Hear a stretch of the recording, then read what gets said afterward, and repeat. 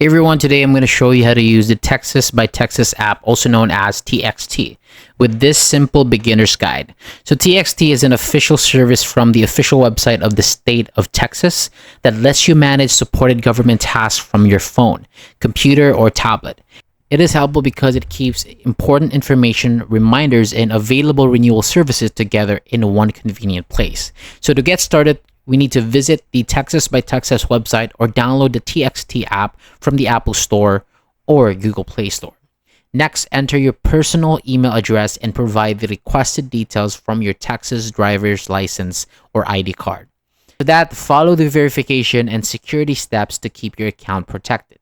And once your account is ready, you can begin connecting available services. Simply choose the correct agency, enter your information, and confirm the details depending on what is supported. And you may be able to add your driver's license, ID card, vehicle registration, or another license.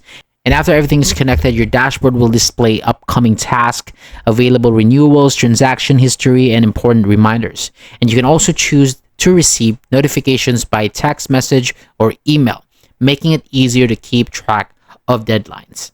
So thank you so much for watching. That is all for today. For more videos like this, hit the subscribe button below, and I will see you on the next video.